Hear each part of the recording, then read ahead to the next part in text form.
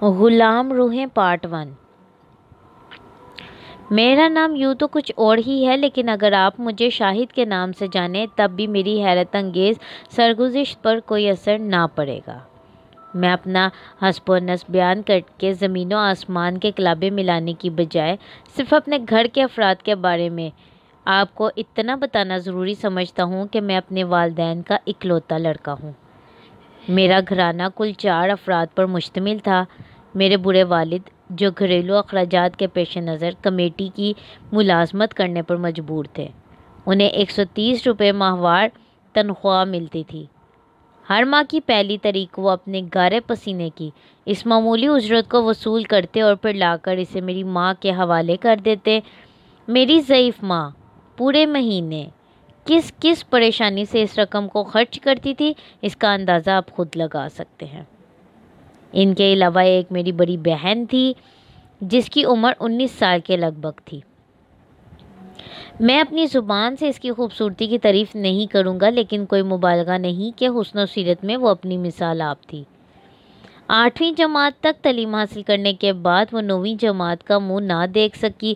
اسے تعلیم حاصل کرنے کا دیوانگی کی حد تک جنون تھا، لیکن اس کی کشادہ پیشانی پر تعلیم کی یہ رخنہ اندازی کوئی بل نہ ڈال سکی۔ اس نے حالات کا مردانہ وار مقابلہ کیا اور اپنے شوق کو اپنے سینے کی گہرائیوں میں دفن کر کے گھریلو کام کاج میں ماں کا ہاتھ بٹانا شروع کر دیا۔ دو وقت کے فاقوں کے باوجود وہ ہمیشہ مسکراتے رہنے کی عادی بن چکی تھی۔ شاید وہ جانتی تھی کہ حالات سے مفر محال ہے، اس کی شادی کا مسئلہ بار بار اٹھتا لیکن گھر کی 4 دیواری تک ہی محدود رہتا، اس لیے کہ میرے والدین کے پاس جہیز کا بندوبست کرنے کے لیے معقول رقم نہ تھی۔ میرے عزیز و اقارب اگر چاہتے تو میرے والدین کی اس بارے کوئی آسانی سے ان کے ناتواں کاندھوں سے بوجھ اتار سکتے تھے یا یہ کام اتار سکتے تھے، لیکن وہ سب کھاتے پیتے لوگ تھے، اس لیے ساری دنیا سے بے نیاز تھے۔ انہیں کسی کی غربت کا کوئی احساس کیوں ہوتا؟ بہرحال میری بہن کی شادی کا مسئلہ بدستور کھٹائی میں پڑا رہا۔ اس وقت میری عمر 18 سال تھی۔ اپنی بہن کی طرح مجھے بھی پڑھائی کا بے حد شوق تھا۔ پتہ نہیں میری بہن نے کوئی سنہری خواب دیکھے تھے یا نہیں، لیکن میں نے بارہا ایسے خواب دیکھے تھے۔ تعلیم مکمل کرنے کے خواب، بڑا آدمی بننے کے خواب۔ میں ان خوابوں کو شرمندہ تعبیر کرنے کی غرض سے شب و روز مصروف رہتا۔ میری خواہش تھی کہ میں پڑھ لکھ کر بڑا آدمی بن جاؤں، اپنے والدین کی اس غربت کو دور کر سکوں جس نے انہیں وقت سے پہلے برا کر دیا تھا۔ میری تمنا تھی کہ بڑا آدمی بننے کے بعد جب میرے عزیز رشتہ دار مجھے پہچاننے لگیں اور میری بہن کا رشتہ مانگنے کی خاطر میرے دروازے پر آئیں تو میں انہیں پہچاننے سے انکار کر دوں۔ یہ خواہش اور نہ جانے کتنی آرزوئیں ہمیشہ میرے دل میں مچلا کرتی تھیں۔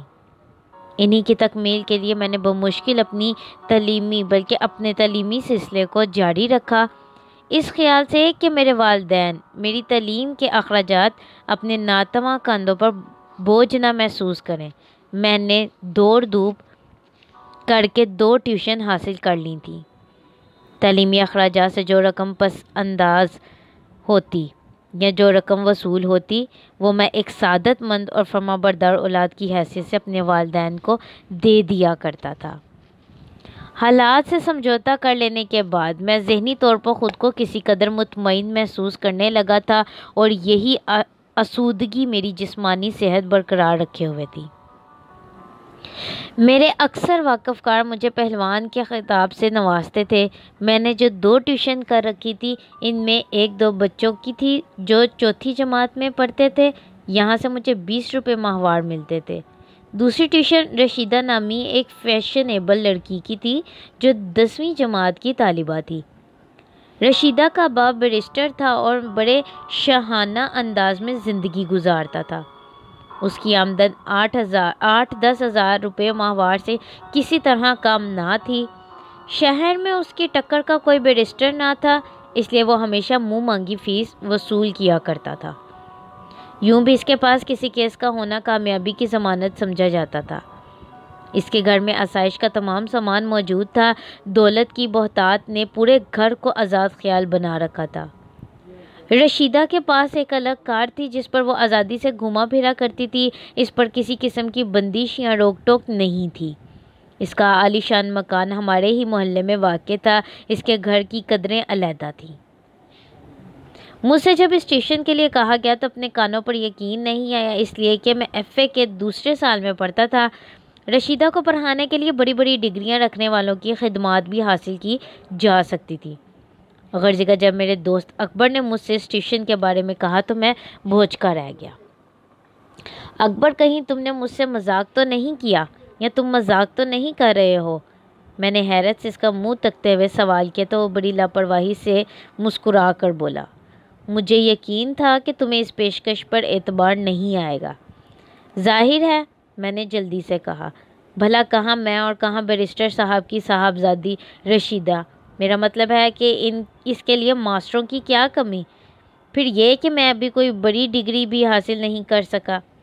نہ صحیح، مگر تمہیں یہ موقع ہاتھ سے نہیں جانے دینا چاہیے۔ اکبر نے سنجیدگی سے مشورہ دیا، میری مانو تو تم اسی وقت جا کر بیرسٹر راشد حسین سے معاملے کی بات طے کر لو، مجھے یقین ہے وہاں سے تمہیں معقول معاوضہ ملے گا۔ اکبر میرا واحد مخلص دوست تھا، اس کے مشورے پر میں نے راشد حسین سے ملنے کا ارادہ کر لیا۔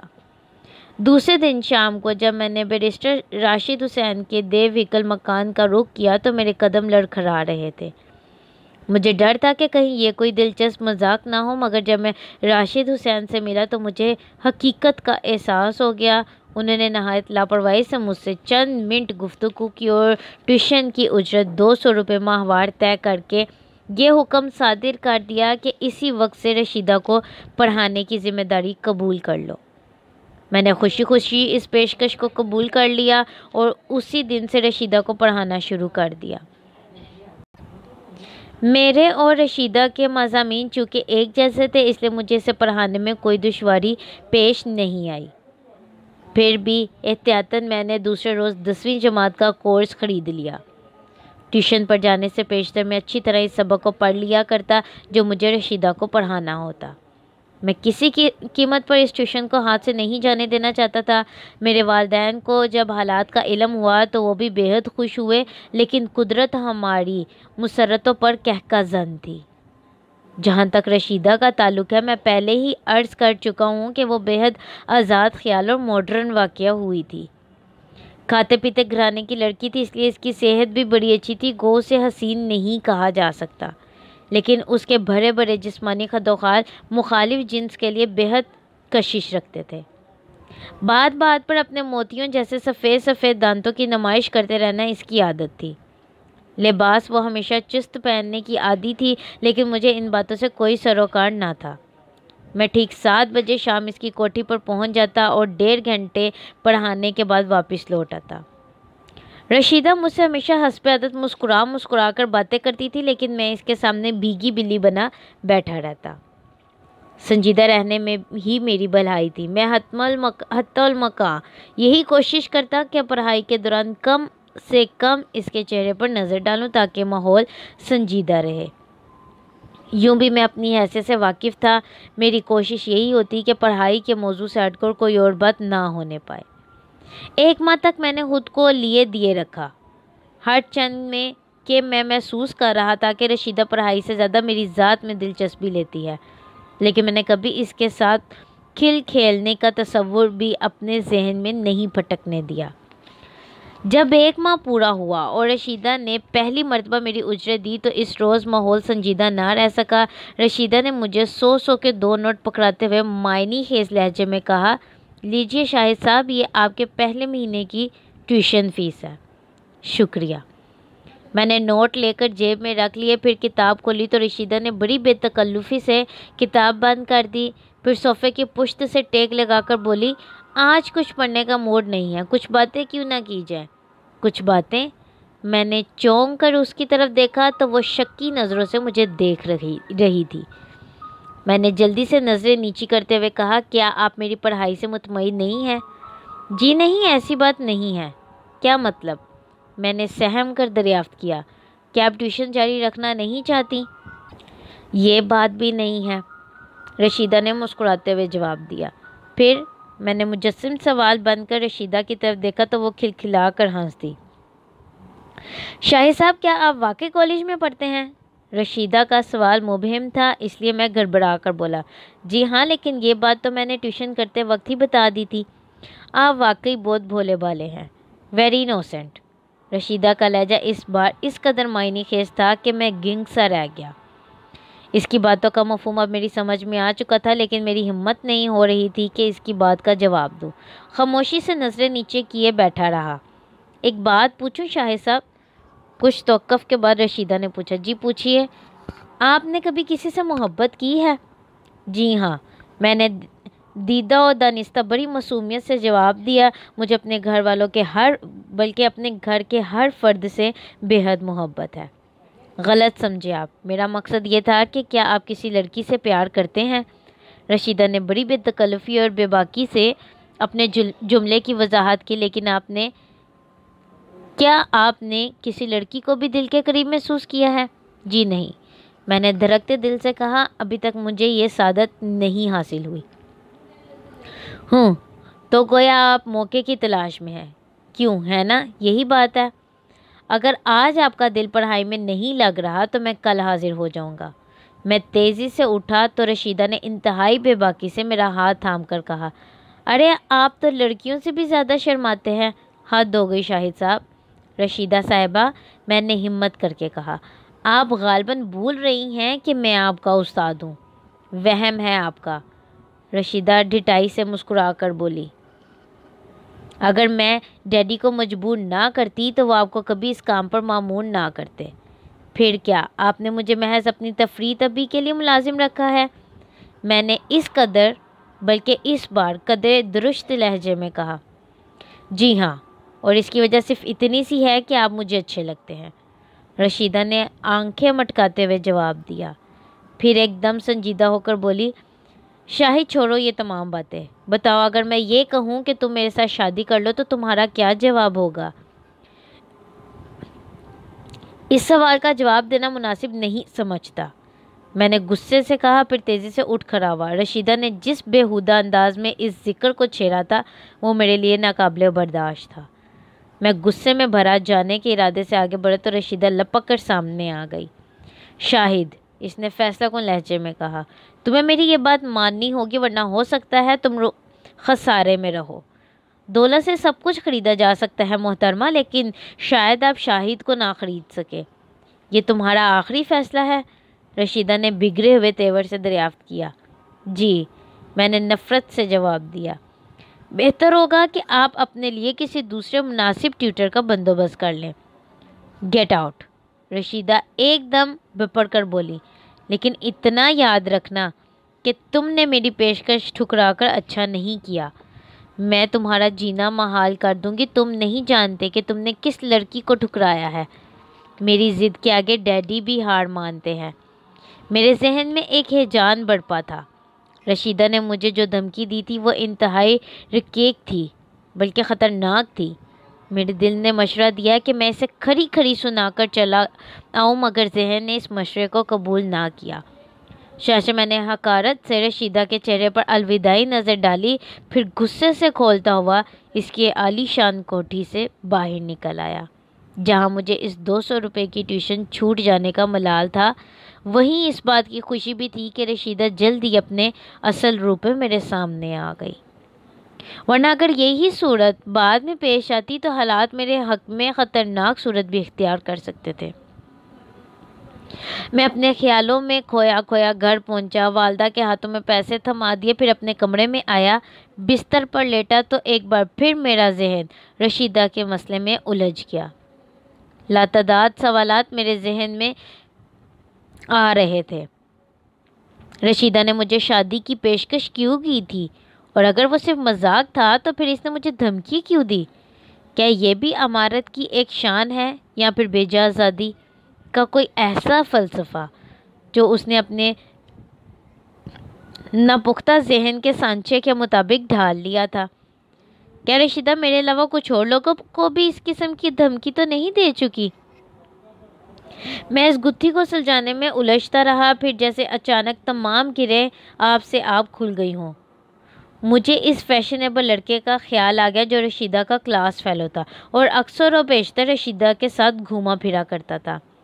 ایک دو بار میں نے بھی ان دونوں کی بڑھتی ہوئی بے تکلفی کو اپنی نظروں سے دیکھا تھا، لیکن اس وقت کچھ خیال نہیں کیا تھا، مگر اب میرا ذہن اس بات پر جم کر رہ گیا تھا کہ رشیدہ مجھے یقیناً قربانی کا بکرا بنانا چاہتی ہے۔ جدید تہذیب کی غلاظت جو اس نے اپنے اوپر اوڑھ لی تھی میرے بے داغ دامن میں چھپانا چاہتی ہے۔ اس خیال سے میرے ذہن کو چھٹکارا بلکہ جھٹکا لگا۔ مجھے رشیدہ پر ترس بھی آیا، لیکن میں نے طے کر لیا تھا کہ اب دوبارہ کبھی بھول کر بھی اس کی دہلیز کا رخ نہ کروں گا۔ رات بھر میں رشیدہ کے کردار کے بارے میں سوچتا رہا۔ صبح کالج چلا گیا۔ کالج سے واپسی کے بعد میں نے حسب معمول کچھ دیر آرام کیا، پھر پڑھنے بیٹھ گیا۔ ابھی مجھے پڑھتے زیادہ دیر نہیں ہوئی تھی کہ اکبر آ گیا۔ خلاف توقع آج وہ کچھ سنجیدہ نظر آ رہا تھا۔ میں نے وجہ دریافت کی تو اس نے سوالیہ نگاہوں سے میرے چہرے پر پھیلے ہوئے تاثرات کا جائزہ لیتے ہوئے کہا، شاہد، میں نے سنا ہے تم نے بیرسٹر صاحب کی لڑکی کا ٹیوشن چھوڑ دیا ہے۔ ہاں، میں نے جواب دیا۔ کوئی خاص وجہ تھی؟ اکبر نے پوچھا۔ مجھے اپنی پڑھائی کے لیے وقت نہیں ملتا تھا، میں نے مصلحتاً جواب دیا۔ اکبر میرا بہترین دوست اور رازدار تھا، لیکن میں نے یہ مناسب نہیں سمجھا کہ رشیدہ کے کردار کے بارے میں اسے کچھ بتاؤں۔ میرا جواب سن کر اکبر کچھ دیر چپ رہا، پھر آہستگی سے بولا، شاہد، خدا کرے جو کچھ میں نے سنا ہے وہ غلط ہو۔ کیا سنا ہے تم نے؟ میں نے پہلو بدل کر دریافت کیا۔ کیا یہ سچ ہے کہ رشیدہ نے تم سے شادی کر لینے کو کہا تھا؟ اکبر نے مجھے گھورتے ہوئے سوال کیا۔ میں نے اس کے جملے کی باریکی اور گہرائی کو محسوس کیا تو مضطرب ہو کر از اول تاخر تمام باتیں اکبر کو بتا دی۔ وہ حیرت سے میری باتیں سنتا رہا۔ میں خاموش ہوا تو وہ بولا، شاہد، کیا تمہیں یقین ہے کہ رشیدہ اپنے گناہوں کو تمہارے سر تھوپنا چاہتی ہے؟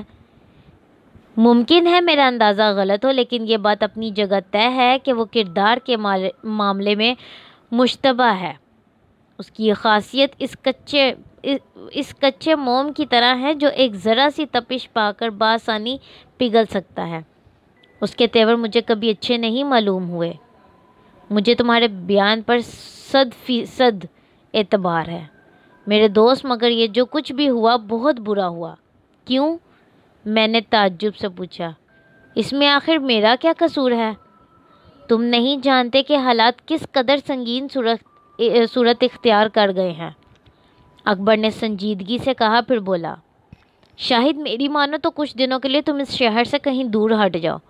وہ کس لیے؟ میں نے حیرت سے پوچھا۔ اس لیے کہ تم حالات کا مقابلہ نہ کر سکو گے۔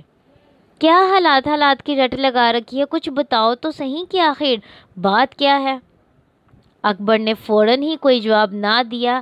میں محسوس کر رہا تھا کہ وہ حالات کی نوعیت بیان کرنے سے گریز کر رہا ہے۔ کیوں؟ یہ مجھے نہیں معلوم۔ بہرحال اس کی آنکھوں میں میرے لیے ہمدردی اور محبت کا بھرپور جذبہ موجود تھا۔ میں بڑی بے چینی سے حالات کی تہہ تک پہنچنے کا منتظر تھا، لیکن اکبر بہت متفکر معلوم ہوتا تھا۔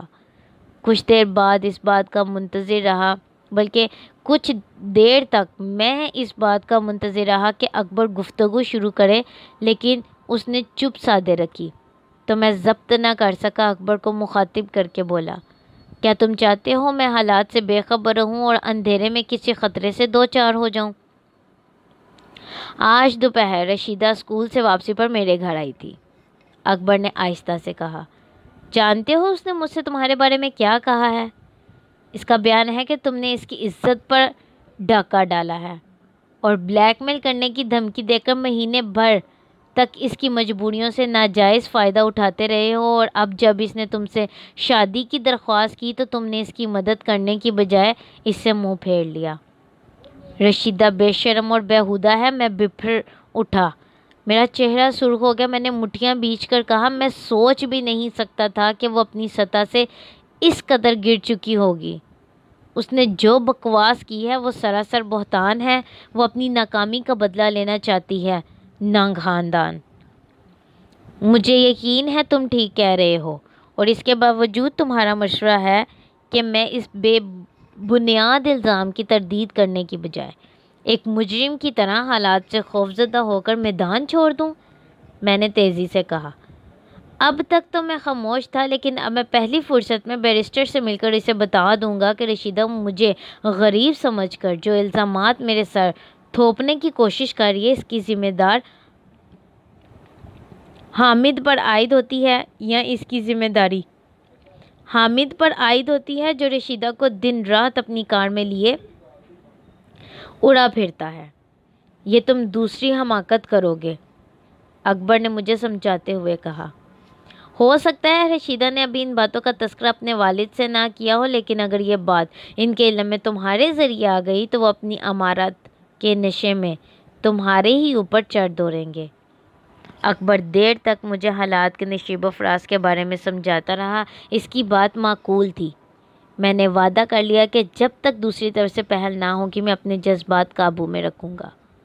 اکبر نے مجھے یہ بھی بتایا کہ وہ رشیدہ صرف اس مقصد سے اس سے ملی تھی کہ ایک دوست کے رشتے سے وہ مجھے رشیدہ کے ساتھ شادی کر لینے پر مجبور کر سکے۔ صاف لفظوں میں اس نے اکبر کے ذریعے ایک بار پھر مجھے دھمکی دی تھی کہ اگر میں نے اس کی پیشکش قبول نہ کی تو حالات میرے حق میں اچھے ثابت نہ ہوں گے۔ اکبر کے جانے کے بعد بھی میں اسی سلسلے میں سوچتا رہا، پھر یہ سوچ کر ان باتوں کو ذہن سے چھٹک دینے کی کوشش کی کہ جب میں نے کچھ کیا ہی نہیں تو خواہ پریشان ہونے سے فائدہ، جب کوئی بات سامنے آئے گی تب دیکھا جائے گا۔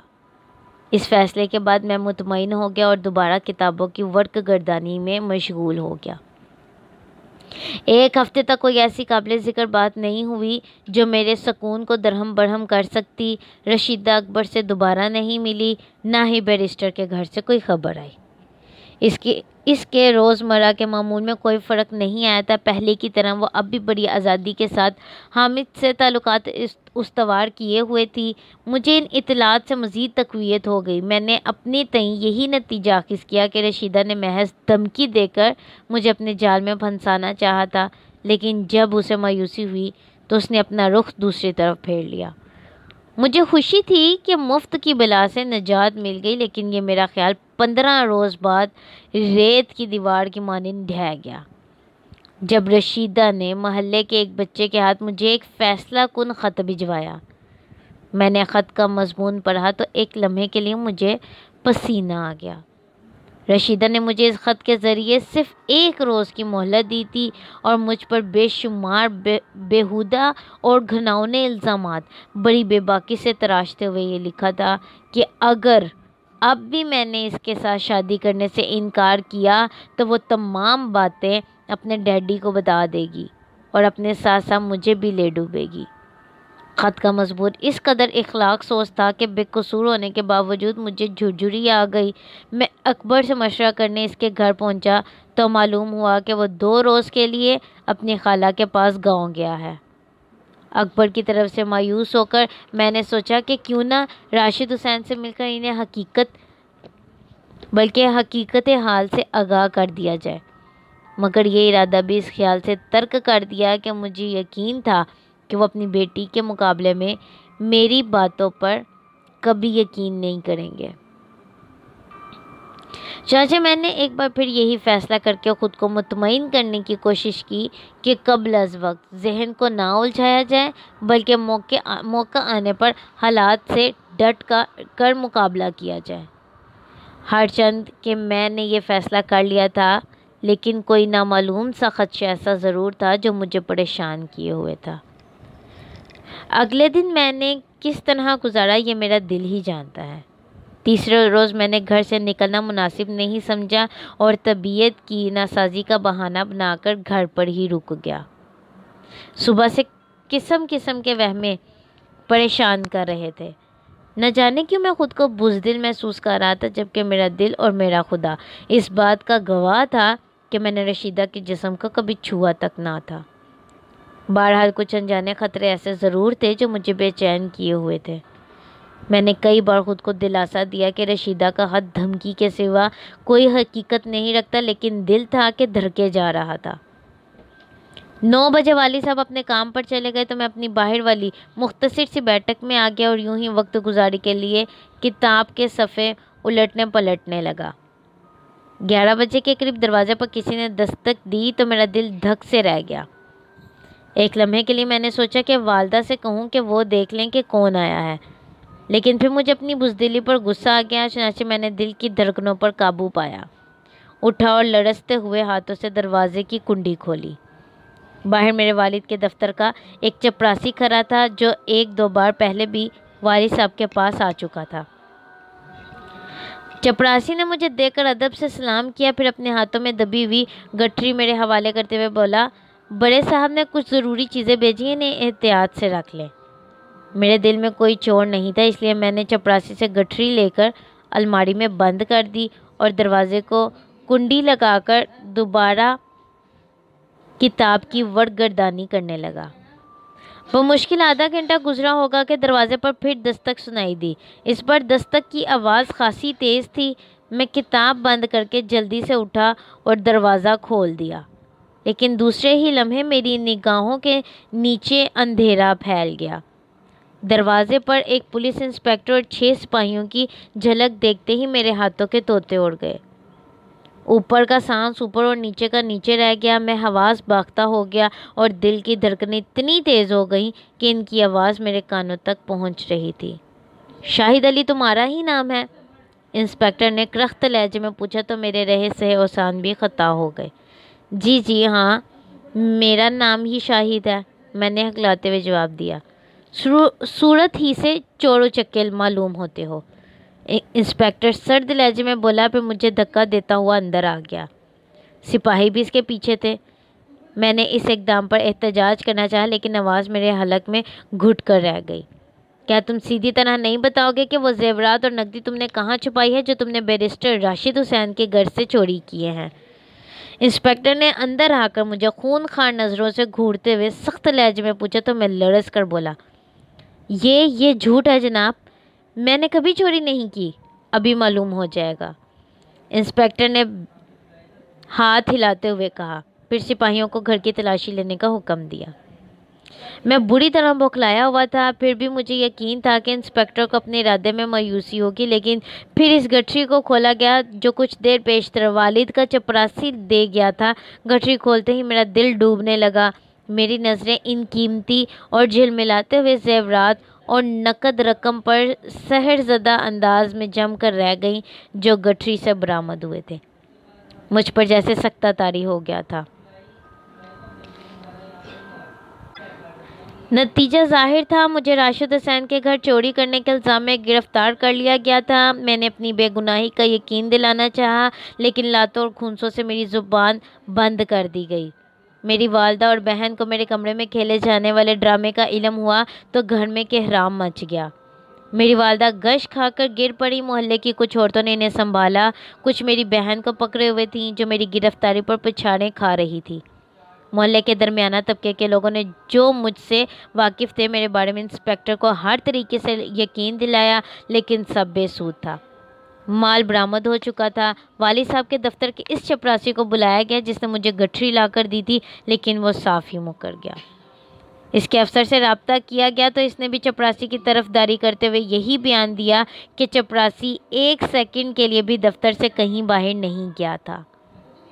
میرے خلاف جو جال بچھایا گیا تھا میں اس میں پوری طرح سے پھنس چکا تھا۔ میرے والد کو چپ سی لگ گئی، وہ مجھے خالی خالی نظروں سے تکے جا رہے تھے۔ غیرت اور شرمندگی کے ملے جلے تاثرات ان کی اداس آنکھوں سے صاف عیاں تھے۔ بے بسی نے ان کی زبان پر تالے ڈال دیے تھے۔ جتنی دیر تک انسپکٹر کاغذات کی تیاری میں مصروف رہا، والد صاحب برابر مجھے گھورتے رہے۔ پھر جب جائے وقوع کی کارروائی مکمل ہوئی اور پولیس مجھے لے جانے لگی تو میرے والد کی مجبور آنکھوں میں آنسو امڈ آئے۔ انہوں نے بڑے پیار سے آگے بڑھ کر مجھے اپنے کشادہ سینے سے لگایا اور بڑھائی ہوئی آواز میں بولے، ہمت سے کام لینا میرے بچے، جب کوئی نہیں ہوتا خدا اس کی مدد ضرور کرتا ہے۔ میری ہچکیاں بند گئی تھیں، اندر سے میری مجبور بہن کی دل ہلا دینے والی چیخو پکار جاری تھی، لیکن میں ایک نظر اسے دیکھنے سے بھی قاصر تھا۔ انسپکٹر کے اشارے پر سنگدل سپاہیوں نے میرے والد کو کھینچ کر مجھ سے علیحدہ کیا، پھر مجھے گھسیٹتے ہوئے باہر لے جا کر جیپ میں ڈال دیا۔ محلے کے جن افراد کے سامنے میں ہمیشہ سر بلند رہا تھا، آج ان کے سامنے میں ہتھکڑیاں پہنے مجرموں کی طرح جا رہا تھا۔